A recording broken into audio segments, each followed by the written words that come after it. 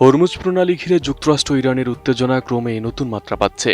সামরিক শক্তিতে যুক্তরাষ্ট্র অনেক এগিয়ে থাকলেও কৌশলগত জলপথকে ব্যবহার করে ওয়াশিংটনের উপর চাপ তৈরি করছে তেহরান। হরমুজ দিয়ে বিশ্বের বিপুল পরিমাণ তেল ও এলএনজি পরিবহন হওয়ায় এখানে জাহাজ চলাচলে সামান্য বিঘ্ন প্রভাব ফেলছে বৈশ্বিক জ্বালানি বাজার ও বিশ্ব অর্থনীতিতে।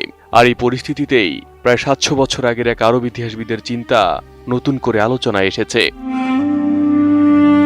তুর্কি সংবাদ মাধ্যম টিআরটি ওয়ার্ল্ডের একটি প্রতিবেদনে বলা হয়, চতুর্দশ শতকের প্রখ্যাত ইতিহাসবিদ ইবনে খালদুন তার বিখ্যাত গ্রন্থ আল মুকাদ্দিমায় ভূগোল, সামাজিক সংহতি, অর্থনীতি ও রাজনৈতিক শক্তির পারস্পরিক সম্পর্ক ব্যাখ্যা করেছিলেন। তার আসাবিয়া ধারণা অনুযায়ী একটি জনগোষ্ঠীর ঐক্য ও পারস্পরিক সংহতি রাষ্ট্রের শক্তি ধরে রাখার অন্যতম ভিত্তি। বিশেষজ্ঞদের মতে হরমুজ সংকটে ইরানের কৌশল যেন সেই ধারণারই আধুনিক প্রতিফলন।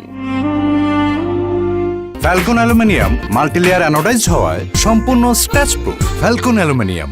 তুরস্কের দুসে বিশ্ববিদ্যালয়ের সমাজবিজ্ঞানী ও ইবনে খালদুন বিশেষজ্ঞ কাদির জানতান টিআরটি ওয়ার্ল্ডকে বলেন, ইতিহাস শুধু নেতা ও সেনাবাহিনীর শক্তি দিয়ে নির্ধারিত হয় না। একটি রাষ্ট্র যে ভূখণ্ডে অবস্থান করে সেই ভূগোলও তার কৌশলগত সক্ষমতা নির্ধারণ করে।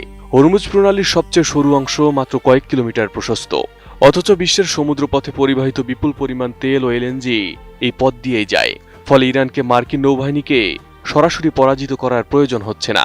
কয়েকটি জাহাজের চলাচল ঝুঁকিপূর্ণ করে তোলা, মাইন হামলার আশঙ্কা সৃষ্টি করা কিংবা বিমা খরচ বাড়িয়ে দেওয়াই আন্তর্জাতিক বাণিজ্যে বড় ধরনের চাপ তৈরির জন্য যথেষ্ট। ইরানের দীর্ঘ উপকূল, আশপাশের দ্বীপ, নৌঘাঁটি, ক্ষেপণাস্ত্র ও ড্রোন সক্ষমতা হরমুজে দেশটিকে বড় কৌশলগত সুবিধা দিয়েছে। অর্থাৎ সামরিক শক্তির ব্যবধান থাকলেও ভূগোল সেই ব্যবধান অনেকটাই কমিয়ে দিচ্ছে। তবে বিশেষজ্ঞরা সতর্ক করে বলেছেন, ইবনে খালদুনের চিন্তাকে শুধু ভূগোল নিয়তি বা কথায় সীমাবদ্ধ করা ভুল।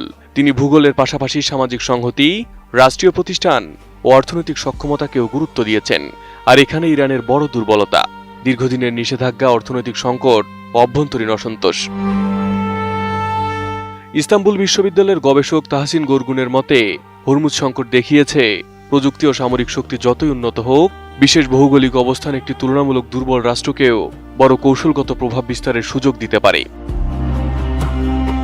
শেষ পর্যন্ত তাই প্রশ্নটি শুধু কে বেশি শক্তিশালী, যুক্তরাষ্ট্র নাকি ইরান, তা নয়। ইবনে খালদুনের চিন্তার আলোকে বড় প্রশ্ন হলো, কোন পক্ষ দীর্ঘ সময় ধরে নিজেদের ভূগোল, সামাজিক সংহতি, অর্থনৈতিক সক্ষমতা ও জোট অটুট রাখতে পারে। আর সেখানেই ৭০০ বছর আগের চিন্তা আজকের ইরান যুদ্ধের বাস্তবতায় নতুন অর্থে ফিরে এসেছে।